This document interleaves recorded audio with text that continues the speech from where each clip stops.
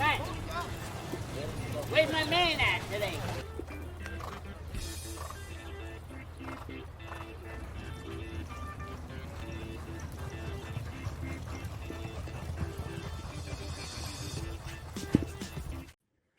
All right, Dylan, welcome back. Continuing our day in and day out series with you. You're fresh off the Belmont training track and in the studio with Past the Wire. How's the last couple of weeks been for you? Oh, it's been great. Doing well. Everything is going good, and just keeping routine. Working horses in the morning and then racing. It is pretty much similar most of the days. Yeah, you're still atop the Aqueduct jockey standings, right? Last I looked. Currently 2 in front. Good. Yeah. And that runs through what, another week or two? This Saturday. Yeah. Yeah. And then it switches over to the spring meet. Yeah. Now, do you get anything for finishing atop the jockey standings other than just that, piece of cardboard that you hold up in the winner's circle photo? That's it. That's all you get. And, recognition, I guess, but it's part of it, publicity, but you just get the trophy. Yeah, cool. So you had a couple of breezes this morning.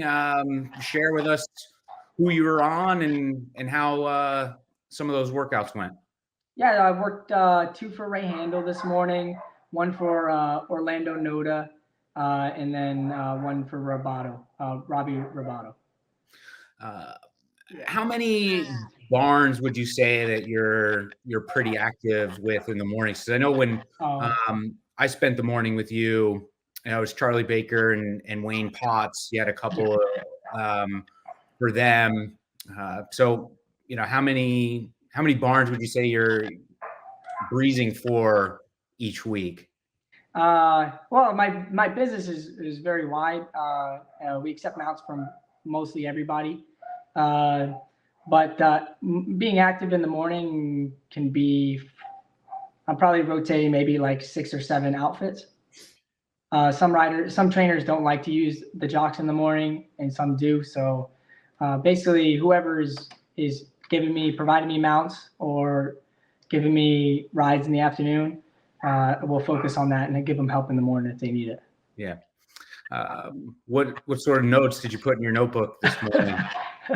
I breezed the maiden this morning. I can't tell you what trainer, but I kind of opened my eyes a little bit. He's not ready yet. He'll be ready in the next month. I broke him out of the gate, and he broke well. He went very quick, and he's a very big horse, 3-year-old, and he surprised me a little bit. And so much immature, but I'm excited for him. And that's the thing is, you don't know what you're sitting on in the morning, especially new horses. Guys will call your agent up, the trainers will call your agent up, and you're hoping it's your next big horse. Yeah, that's an interesting thing to say. Like when you get on horses in the morning for the first time, and maybe the horse hasn't run yet or hasn't broken its maiden yet. Has there been horses in the past that you recall where you're like, wow, this horse is with a little bit of maturity, this horse is going to be good, and it ended up, being a quality horse? Do you recall any that you've been on in recent years that have kind of progressed like that from the first time you got on them? Yeah, I got one horse I've been with, Pat on the Back. I was working him as a 2-year-old. He never run with Kenny McPeak, and all through his years, he was a very successful horse in the New York bred stakes division. He won pretty much all the stakes that you can think of for New York breds. But he was one early on that I caught before any other jockey could get on him, and I had him through his whole career. So when I was with you a couple of weeks ago, you and your agent Mike were on the phone pretty consistently throughout the morning. Go to this barn needs you at this time.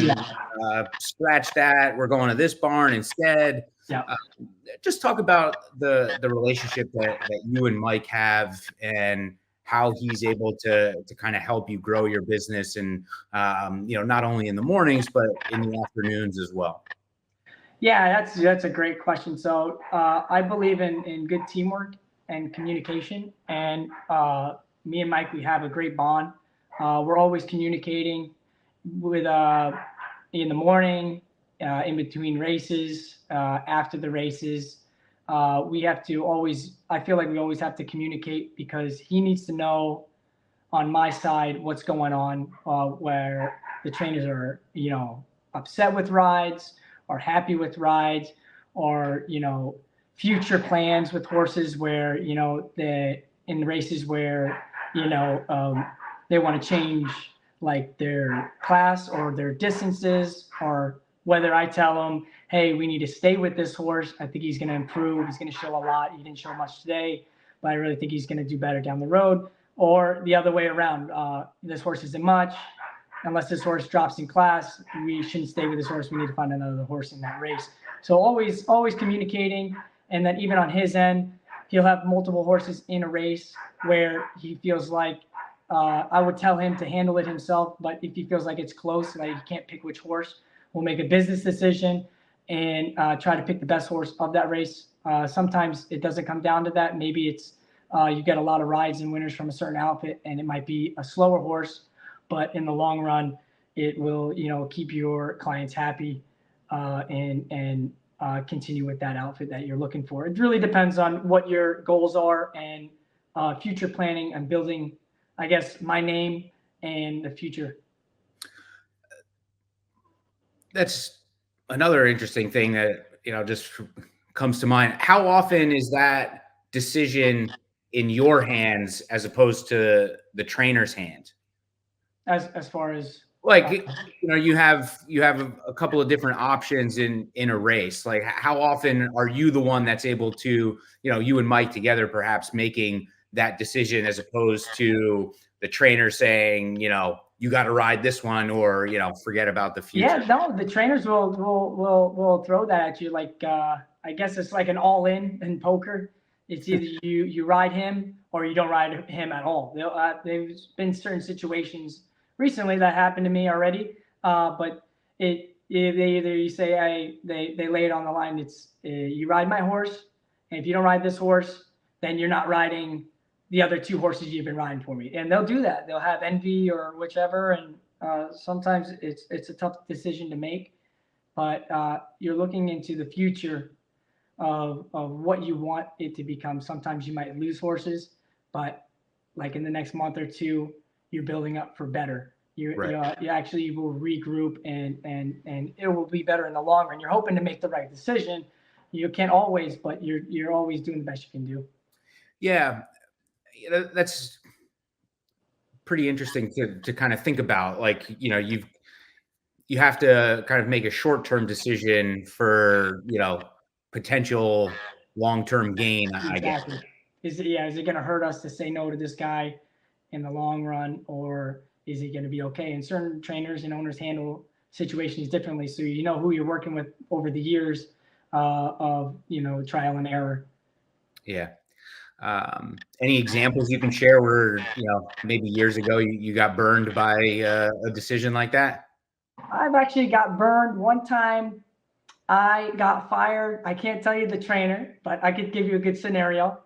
I rode a race and I needed to claim foul on the horse that bothered me. And when I claimed foul, the horse came down rightfully. And after that, the trainer that I claimed foul on put me on suspension for over a year. So there's things where it's not because I want that trainer to lose or owner to lose, but in the situation when I'm riding for whatever horse I'm sitting on, I'm riding for that outfit, and that's my team in that race. I can't, do defense, offense, all these things. I'm focused on that race, that horse, and my outfit, and I'm trying to get the best placing possible. And if I feel like I need to claim foul, I will claim foul and hope for the best to get the owner the most money possible. And in that situation, they did. And, it hurt me in the long run. But that was years ago, and I'm now currently riding for that outfit still again. It just takes time. And sometimes they take it the wrong way. Yeah. Now, who handles those conversations? Is that you? Does Mike handle those? You both part of those conversations? How does that generally work? Yeah, so Mike will handle it, or I'll handle it. We'll talk together. Sometimes he'll say that this is a situation where I'll need to talk to the trainer. There we go. There we go. Situations where he say this is a better situation for you to go in and talk to the trainer than me. You probably get my agent. He's calling me right now. Or in some situations there, you say, I think I should handle this. Or, maybe he'll say, I need to speak to them in person, or he will as the same. There's many situations where, like, again, what do you think the trainer will like better? To see him in person, give him some time. There's all these different variables.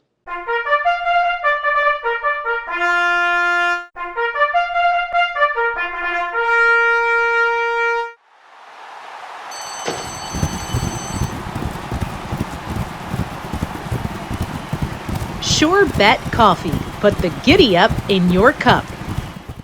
You're headed out to Dubai. You've got two mounts, one in the UAE Derby on Panda Gate. This horse has actually gotten a fair amount of buzz in recent weeks. And you're also on Clapton in the Dubai World Cup. Correct me if I'm wrong, but have we seen Clapton since the Breeders' Cup Classic? No, he's been training over in Saudi and Dubai since. Okay. Yeah. So just kind of, I guess, a two-part question. How did those mounts come about? I'm sure Mike played a nice role in that as well. And then just your excitement level about heading out there for the first time. Yeah, so very, very excited. So Panda Gate won a New York bred stake called the Gander about a month ago. So they're very, very happy, the team and the connections. So he definitely wants some more ground. And I'm not sure how they came about the UAE Derby, but there was plenty of options here in the States. They could have ran in the Wood Memorial, Florida Derby, the Bluegrass. Many options here. I think it was part of Christoph reading the articles on him saying that he wants that longer distance. So he got the mile and 3/16 over there. And I think the owners were very excited just because of Dubai. So I'm excited. I saw him training and he's handling the track well. I saw him do a workout the other day. He looks really good. He looks in really good form, galloped out really nice. Very excited for him. Now, with the publicity on Panda Gate, it gave me an opportunity to ride a horse in the World Cup for Chad Summers, named Clapton as well. He's been training over there. Finished third in it's the El Maktoum Classic, I think it is, grade 2. He ran very nice. He won the Lucas Classic at Churchill, grade 3 over there. So he's a similar running style to Senior Buscador, a closer. Got to time it right, and very excited. My goals in my life and my career is to be able to go to some of these tracks at least once and experience these things, and to be able to go, which I think is early in my career. I'm honored, and I'm hoping to come out with a winner. Yeah, that's got to be pretty exciting. Panda Gate probably has a fairly decent shot there. Yeah. The horse player in my mind thinking, perhaps Christoph wants to split up Panda Gate and Deterministic, who's going to come. Yeah, but exactly right. Yeah, I thought the same thing. I thought that Panda was going to run in the Wood, and Deterministic was going to run in either the Florida or Derby or Bluegrass, I thought. But I'm really happy that the connections were wanting me to go to Dubai and ride Panda.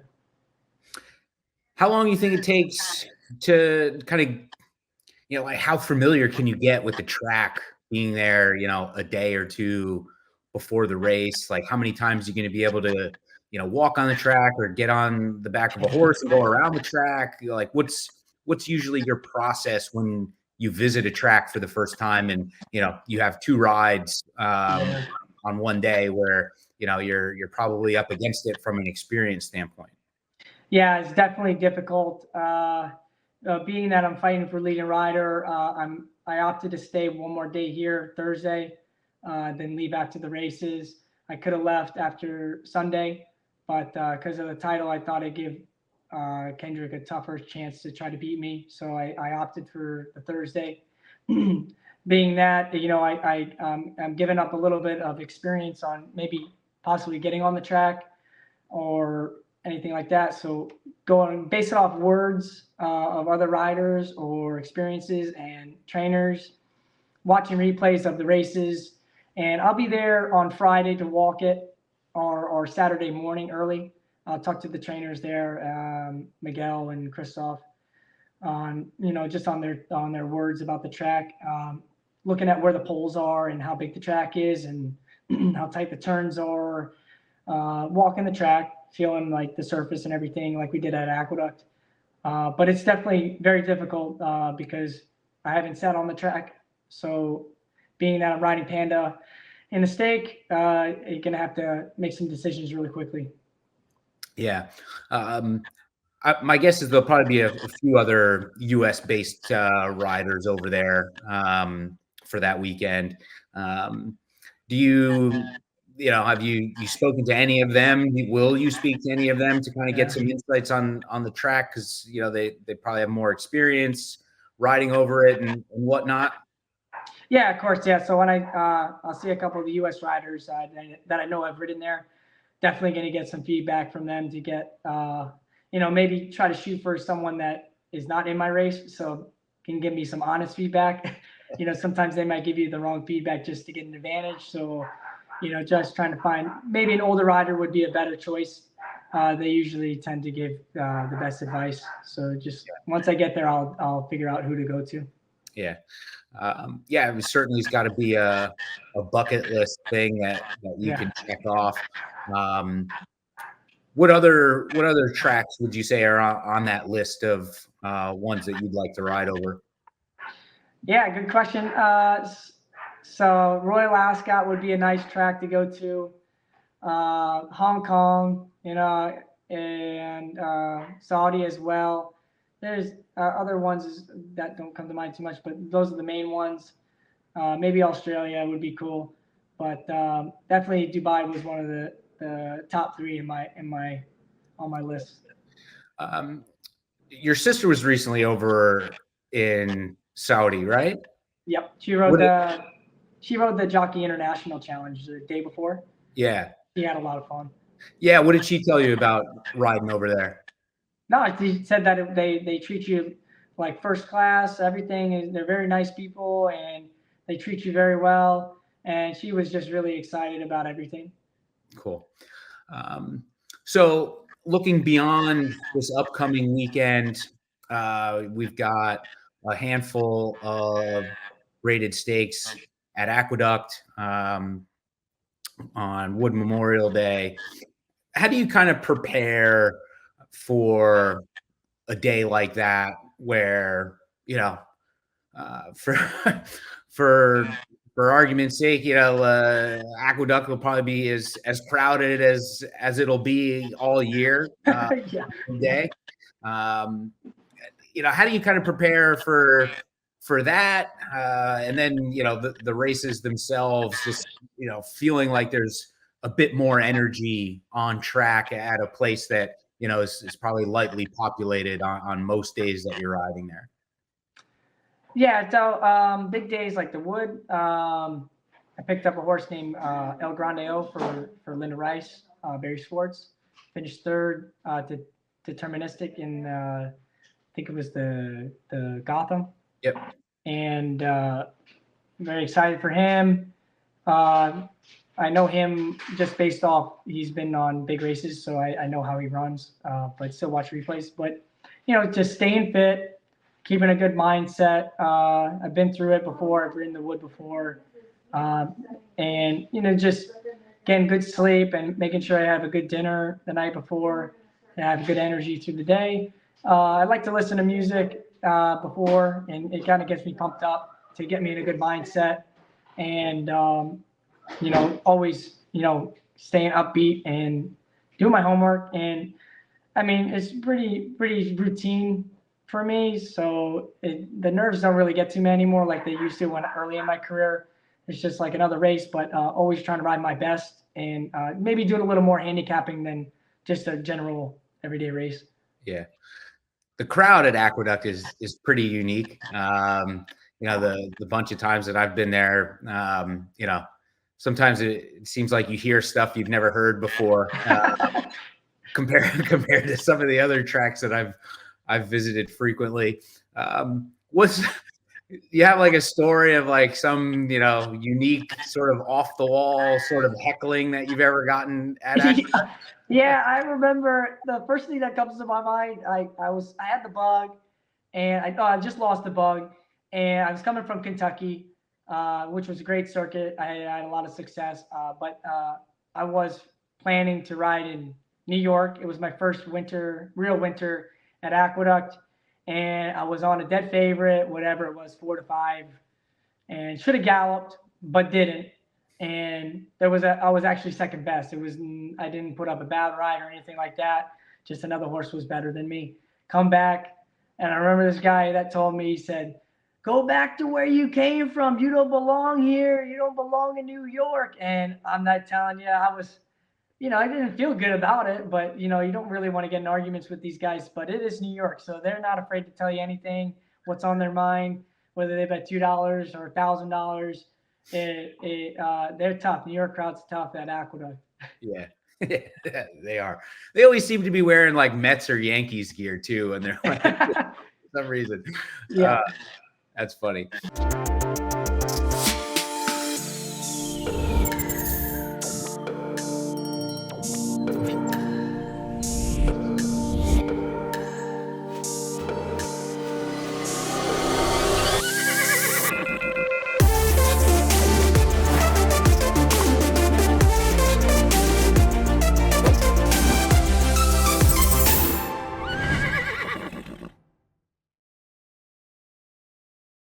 What do you think about and what goes into the decision to go from one circuit to the next, looking to grow your business, increase your success, so on and so forth? Yeah, so it's very difficult because I think the first thing is you have to have the right agent because when you have the right agent, he has the right connections to get you off on the right start. So with that, I mean like connections to a good outfit or live horses, and then after that, it's your job to get it done and win races. So if you don't have the right agent, he's not going to start you off in the right barns. And if you get off in a wrong foot where you're riding a lot of horses and not winning right off the bat, you're not going to catch fire or catch that streak, and you're not going to go anywhere because people have their mindset on you. It's a tough game. So you have to win right away early, I think, to catch some light buzz or whatever you want to call it. When I came from Kentucky to New York for the first time, I had an agent and we didn't really catch fire. So I went back to Kentucky and I did well again. And I waited for the next winter and come back to Aqueduct. I had tried a new agent, and again, I was okay, but not enough to stay for Belmont. And I was opting to leave again. And I found my agent that I have now, Mike, and he opted for me to stay for Belmont, and I was really not wanting to stay, but he not forced me, but he showed that the will and passion in his eyes for me to do good, and that was enough for me to stay because when I saw an agent that really wanted the best in me and thought that he could turn it around. Just had to put the time in through the NYRA circuit and build up the business, like we were saying, making the right decisions, and to make it to where it was today. Yeah. As you kind of transition from, the Aqueduct winter meet to the spring meet, and then, ultimately coming up to Saratoga. When do you start to think about, or does anything really change when that meet calendar changes? Is there any real difference between, these final few weeks in the winter meet to the first few weeks of the spring meet? Does anything change, competition wise, mentality wise? Yeah, so nothing really changes. The only thing that I think changes is that there's new horses come in. The turf horses come in from the south. That's the only thing that changes for me. Who is like an outfit that I want to focus on for turf racing only would be Christophe Clement for me. We've had a lot of success together, but I always leave my doors open for all other trainers and owners that want to ride me. But turf trainer, it's a new category that opens up for the spring and a lot of open races. So there's a lot of open spots. So who do we want to give it to? And there's a lot of outfits, but number one would be Clement for me. Yeah. And then obviously as the spring progresses and then into the summer, the competition gets tougher from, a riding standpoint, from, the quality of horses, the condition book gets tougher as you get to Saratoga. How does your sort of mentality and game plan change then from spring to summer to make sure that you're getting enough rides to, make it viable to be in Saratoga for the summer? Yeah, it's definitely difficult because more riders come as well. It always happens when most of the riders come back.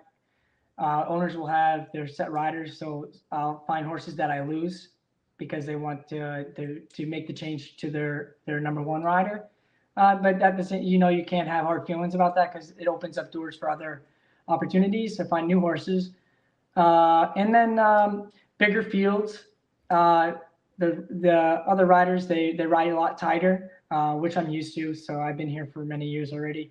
Know how to ride with all these the older top riders, whatever you want to call them. But they have different riding styles that I know and tendencies. So it's not anything different. It's just maybe I have to focus up a little bit more because there's more horses in the race than the average field size is maybe 6 or 7 here at Aqueduct. Yeah. All right. Well, I think we'll leave it there. Good luck this weekend in Dubai, and looking forward to catching up with you again in person on Wood Memorial Day down in Aqueduct. Great. Thanks, Jim.